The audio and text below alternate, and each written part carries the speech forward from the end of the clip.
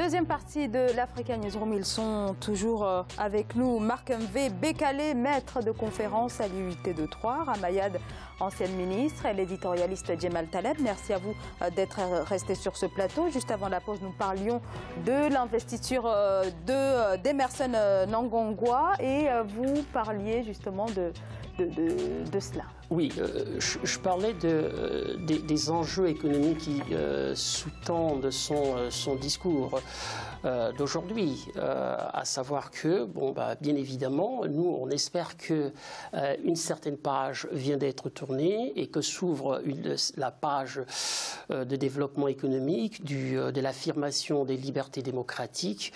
Voilà, et maintenant, on ne va pas lui faire un procès d'intention, malgré justement son histoire, malgré, n'est-ce pas, notre connaissance de son rôle, n'est-ce pas, au sein du gouvernement Mugabe et du parti. C'était pas un enfant de cœur, en effet. C'était pas un enfant de cœur. Donc, voilà. Djemal. Non, seules les prochaines élections vont nous permettre d'avoir un baromètre réel pour savoir qu'est-ce qui pèse ou pas sur la vie politique du pays. En fait, depuis toujours, la ZANU-PF règne sur la vie politique et on n'est pas capable de mesurer quoi que ce soit. Alors moi j'aime beaucoup le parti de Morgan Tsvangirai, enfin je l'aime beaucoup, je m'en fiche un peu, mais bon. Il a existé, il fait un poids, il n'y a aucun doute. Je pense, moi, qu'il est beaucoup grossi, amélioré, amplifié, parce qu'on aime bien en Occident fabriquer des oppositions aux gens qu'on n'aime pas. Et donc, Morgan Tsvangirai aussi un peu ça. Ça n'avait rien à sa légitimité, encore une fois. On l'a connu d'ailleurs en Birmanie, on s'est rendu compte après que cette femme, j'ai oublié le nom, ne vaut pas tant que ça. Parce qu'on aime bien fabriquer, et je pense, moi, que c'est plutôt ça. Mais enfin, le poids réel du MDC, le poids réel de ZANU-PF, nous le saurons quand il y aura des élections. Parce que jusqu'ici, pardon pour toute l'amitié et toute l'estime que j'ai pour Robert Mugabe, c'est pas un grand démocrate et qui n'a pas organisé de grandes élections. Et donc, en 2018, quand on aura des élections, on pourra effectivement connaître quel est le poids des uns et des autres pour qu'on comprenne. Oui, le moment de vérité. Parce que nous n'avons pas de politique. Surtout, ce pays a été dominé pendant toujours par une formation politique. Demain, on saura. Avant ça, il est normal que ceux qui ont aujourd'hui les choses entre les mains organisent des élections. Il faut surtout les souhaiter, les encourager à organiser des élections transparentes pour que ce pays, enfin, tourne une page. Alors, et c'est possible. C'est-à-dire que beaucoup pensent que tout ça peut s'éterniser, puis après un coup d'État, c'est compliqué. Et puis en plus, on est en Afrique, vous comprenez. Mais c'est possible, après des événements militaires comme cela, d'organiser des élections libres. Il y a un précédent, il y a eu d'autres exemples au Mali en 2012.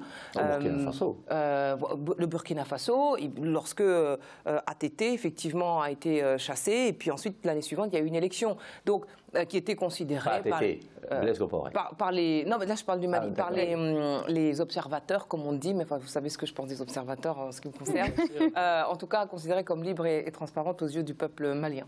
Alors, le Zimbabwe, vous l'avez évoqué tout à l'heure, Marc M.V., c'est une économie à genoux, plus de 90%, c'est le taux de chômage actuel. Le redressement de l'économie, c'est sur ça aussi que va véritablement être jugé Emerson Mnangagwa et aussi le futur président donc, qui ressortira de l'élection de 2018. Ramayad. Oui, c'est vrai que, comme vous l'avez dit tout à l'heure, on a beaucoup entendu dans le propos aujourd'hui du nouveau président, un propos visant à rassurer les investisseurs étrangers.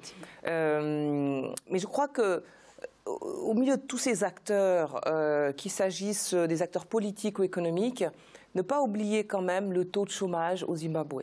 C'est une population, c'est un pays riche, on l'a dit, un pays avec des moyens extraordinaires, mais on a des taux de chômage à 80%. Enfin, je veux dire, ce sont pour la jeunesse du Zimbabwe, la seule réponse qui vaille, c'est une réponse économique.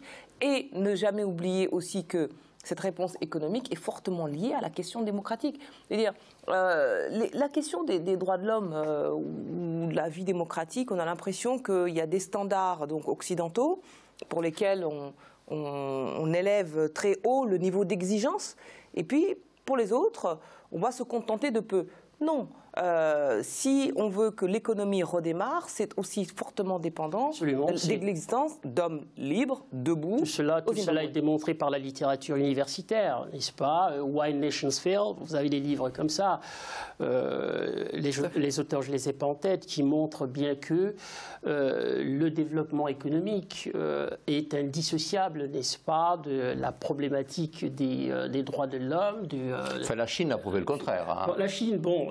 bien, mais... Probablement l'exception qui confirme les géants africains qui s'appellent l'Éthiopie a prouvé le contraire. Oui, alors, donc, les grandes économies africaines sont entre les mains des pays les moins démocratiques. Oui. Heureusement que l'histoire ne se juge pas sur 10 ans. Je n'ai pas dit le contraire. Alors, il y a quand même une interrogation, mais je vais peut-être vous laisser terminer.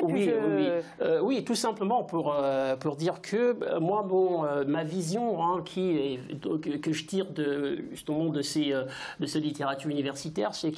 Qui peut se tromper.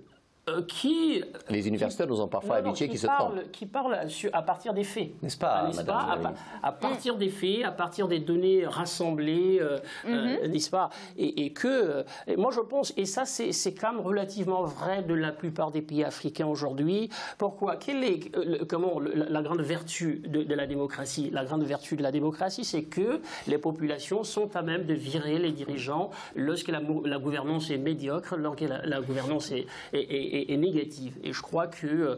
Moi, j'ai une certitude.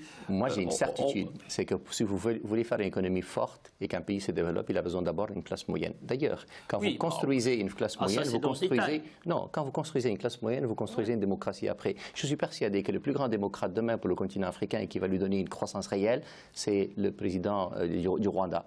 Il est en train de donner une croissance économique extraordinaire, il est en train de créer une classe moyenne avec un système éducatif parfait. Et dites-vous que dans 10 ans, les mêmes populations qui ne demandent rien vont demander un maximum demain, parce que c'est automatiquement... Enfin, moi je veux bien revenir à la situation... On ne peut pas accepter l'asservissement comme modèle de démocratie. Je n'ai jamais dit... Le reniement de la dignité humaine.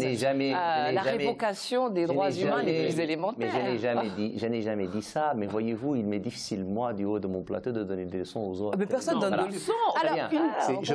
Je constate juste que les pays du continent africain, et je ne suis pas en train de dire que c'est bien, je pense que le continent africain a un problème. C'est celui de la transmission des pouvoirs. Et que tant qu'on n'aura pas dépassé ça, on fera de toute façon pas de démocratie et que la démocratie... Non, mais c'est des exemples, la Côte d'Ivoire, le Sénégal, les démocraties, les économies qui se portent bien. Le Sénégal est un bon exemple, le Côte d'Ivoire un peu moins. Non, mais on peut donner des tas d'exemples de pays qui sont démocratiques et qui ont des taux de croissance importants en Afrique. Alors, il nous reste très peu de temps, malheureusement. Il nous reste très peu de temps. Et les économies africaines qui fonctionnent bien, ce sont les pays, malheureusement, qui ont le moins de démocratie. C'est comme ça. Mais moi, je reviens à Zimbabwe parce que c'est le sujet qui m'intéresse. Oui, ça serait bien parce que c'est le sujet principal.